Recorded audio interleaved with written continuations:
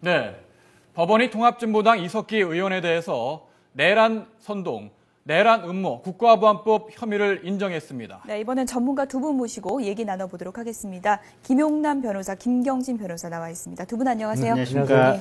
오후 2시부터 재판이 열렸고요. 지금 진행되고 있는데 아직 최종 주문은 발표일지 않았습니다. 따라서 정확하게 유죄냐 무죄냐 이 부분도 사실 유죄 쪽 가능성이 매우 높게 지금 흐름은 가고 있지만 좀 더 기다려봐야 되고요. 형량도 조금 더 기다려봐야 될 것 같은데 지금까지 재판 어떻게 보셨습니까? 그러니까 정말로 이게 사건 자체가 역사적인 사건인 것 같아요. 사실은 재판을 45회에 걸쳐서 이렇게 재판을 한 사건이 아마 건국 이래 첫 번째 사건이 아닌가 싶습니다.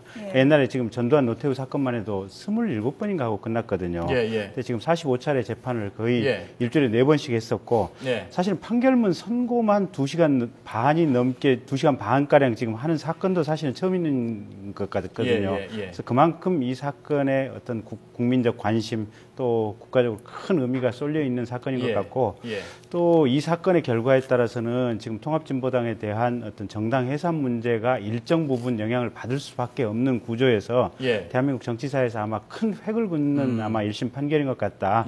그래서 아마 재판부가 이렇게 상세하게 설명을 하는 것 같고요. 지금까지 나온 바에 의하면 국가보안법 위반은 거의 유죄라고 법정에서 얘기를 했고 내란 음모 부분도 아마 대체로 특별한 상황이 없으면 유죄 판결이 다 선고되는 걸로 지금 이렇게 예상이 되는 것 같습니다. 인정이라고 하면은 사실상 유죄를 의미하는 그렇습니다. 어차피 내란 음모 부분의 핵심 쟁점이 이게 조직성이 있느냐 없느냐 이게 관건이었거든요. 근데 법원에서 조직성이 있다라고 봤기 때문에 결국은 내란 음모가 인정이 되고 유죄라고 지금 이렇게 예측이 됩니다. 혐의가 이제 크게 세 가지, 내란 음모, 내란 선동, 국보법 위반 이렇게 세 가지였습니다. 이제 가장 관심을 모은 것이 이제 내란 음모 유무죄 여부였는데요. 유죄가 인정된다고 이제 판단을 했는데 어떤 의미라고 볼 수 있을까요? 그러니까 그동안 이제 이석기 의원을 비롯한 변호인단에서는 아로 모임이 실체가 없다. 이게 그냥 그 통합진보당의 경기도당에서 강연회를 위해서 모인 일시적으로 모인 모임이다. 그리고 뭐 이게 실체가 없는 조직이기 때문에 여기서 내란 음모를 한다는 것이 상식적으로 이해할 수 없다 이런 주장을 했습니다만 재판부의 판단은 그동안 그 제보자 이모 씨의 아주 상세한 진술에 의해서 그동안 이 핵심 세력들이 어떻게 조직을 구성했고 또 사실은 이들이 그 어떻게 보면 주체 사상을 신봉하는 사람들의 모임인데 그동안에 구체적인 아주 그 행위들에 대한 진술이 있었습니다.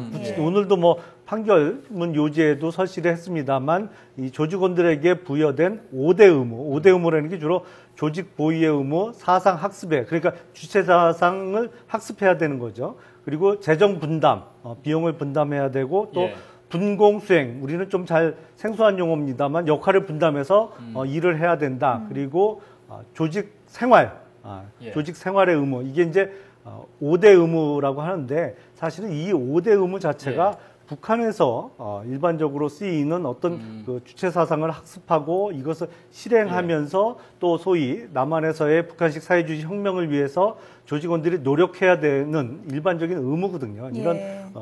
이런 5대 의무를 부여받고 그거에 따라서 구체적으로 어떤 행위를 했는지에 대한 제보자 이모 씨의 진술이 있었고 또 그리고 위험성 주장을 이석기 의원을 비롯한 변호인들은 과연 그렇게 그냥 지나가는 말로 어디 폭탄 얘기하고 농담 삼아 총 얘기한 것이 과연 위험성이 있느냐 이것이 그냥 지나가는 농담 비슷한 얘기다라는 주장을 했습니다만 판결문 요지에서도 설치된 바와 같이 이들의 논의 내용이 아주 구체적 해화동 전화국의 위치라든지 평택 유류 저장 창고의 위치 그리고 보안 상태. 지금 이석기 의원에 대해서 형량이 발표됐는데요.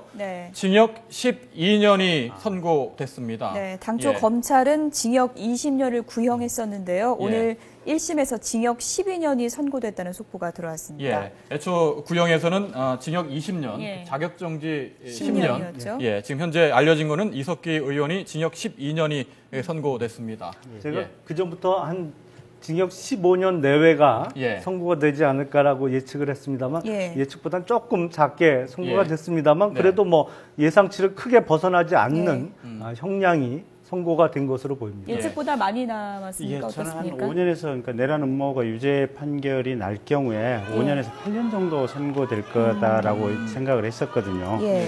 근데 이제 이게 12년 조금 많이 선고가 된 것 같고요. 예. 아마 추정컨대는 법원 생각은 이런 거 아닌가 싶습니다. 그러니까 이석기 의원에 대해서 징역 20년을 구형하면서 추가로 지금 10년 자격정지를 더 구형을 했지 않습니까? 예. 그러니까 이석기 의원이 현재 국회의원 신분이고 전 아예 왕성하게 사회경제적 활동을 하고 있는데 결국은 20년 구형을 통해서 어떤 추후에 우리 국가사회의 어떤 위험성을 늙을 때까지 아예 배제시키겠다 아마 이 생각이었는 것 같은데 아마 이제 12년이 선고가 됐다면 대략 한 60대 후반쯤 될 것이고 거기에 10년 자격정지라면 그 추가된 이제 형 복역하고 10년 동안은 어떻게 보면 정치적 활동이 이제 불가능한 상황이거든요.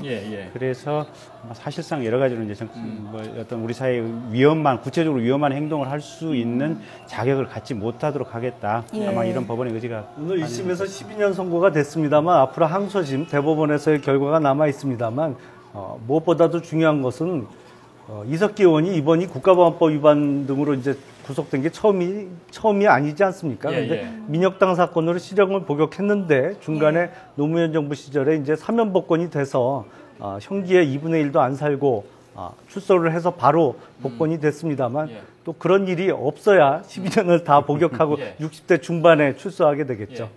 내란 음모가 죄가 성립하려면은 그 내란을 음모한 것이 과연 실행 가능한가 이 부분에 대해서도 입증을 해야 되지 않겠습니까? 그 부분이 인정됐다 이렇게 볼 수 있는 거죠. 앞서 말씀드린 대로 이들이 논의한 내용을 보면 평택 유류 저장 창고의 두께까지 계산을 했거든요. 그래서 어느 정도의 폭발물을 설치하고 터뜨렸을 때 타격을 줄 수 있느냐, 뭐 이런 구체적인 위치까지 다 논의가 됐습니다. 그래서 변호인은 그게 뭐 농담 삼아 위험성이 없는 얘기다라고 주장을 했습니다만 구체적인 사실 인정에 있어서 법원의 사실 인정은 전혀 그렇지 않다. 구체적인 위험성이 있었고 충분히 특정해서 구체적으로 논의가 이루어진 것으로 판단을 했습니다. 그러니까 피고인 한 명 컴퓨터에서 그 어떤 이제 밥솥에다가 뭐 니트로글리세린이라든지 몇 가지 화학약품을 넣어서 폭탄을 제조하는 방법에 대한 어떤 그 자료가 나왔습니다. 근데 이제 그것을 국정원에서 약간 변형을 해서 실험을 해봤더니 실제로 강한 폭발력이 나오는 결과가 있다더라. 이 실험을 한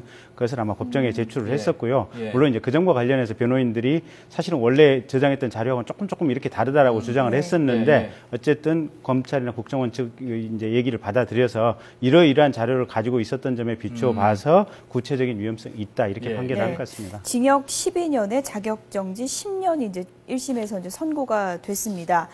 징역 12년이 이제 법정에서 선고됐다고 하면은 뭐 다른 범죄랑 똑같이 뭐 비교하기는 좀 힘든 면도 있겠습니다만 12년 정도라고 하면 어느 정도의 형이라고 볼 수 있는 건가요?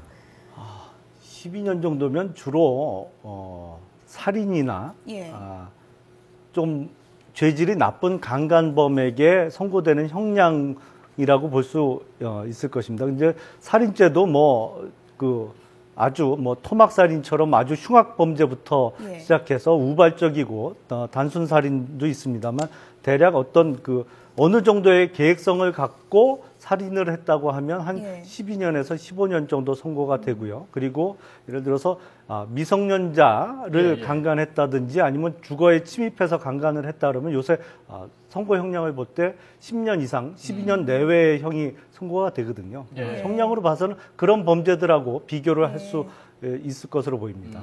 근데 어쨌든 12년 형량이 적지는 않은 것이 지난번에 그러니까 약간 뭐 정치적 성격은 가지는 것이지만 그 전두환 노태우 내란죄 사건에 있어서 아마 노태우 전 대통령에게 17년형이 아마 선고가 됐었을 겁니다. 그래서 이제 요건은 음모고 거기는 이제 본 사건이니까 약간 좀 차이는 있지만 이제 그런 면이 좀 있고요.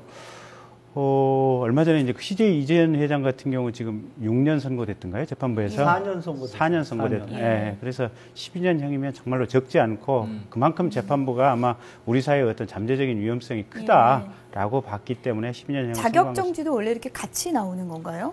아니면 항상 따라붙는 건 아니고요. 자격정지는 이제 주로 공무원이 되는 자격이나 아니면 피선거권이 제한되는 것을 의미합니다. 그래서 12년형이 만약에 확정이 된다면 12년을 복역하고 나서 출소한 이후에 10년 동안은 그런 공무원으로 취업을 하거나 피선거권, 그러니까 선거에 출마할 수 있는 자격이 제한되는 것이죠. 좀 정리를 해보자면 이석기 의원은 징역 12년, 자격정지 10년이 선고됐고 조양원, 김홍렬, 김근래 통합진보당 당원들에게는 징역 7년, 자격정지 7년이 선고됐습니다. 예. 통합진보당 입장도 지금 발표됐는데요. 네, 통합진보당은 이석기 의원의 내란 음모 유죄 판결에 대해서 사법부가 정권의 압력에 굴복한 네. 것이라면서 강력하게 반발을 했습니다. 예, 통합진보당 홍성규 대변인이 YTN과의 통화에서 이런 입장을 밝혔는데요. 예, 참담한 심경이다. 지난 재판 과정에서 법리적으로 내란 음모라는 것이 입증조차 되지 않았다고 주장했는데요.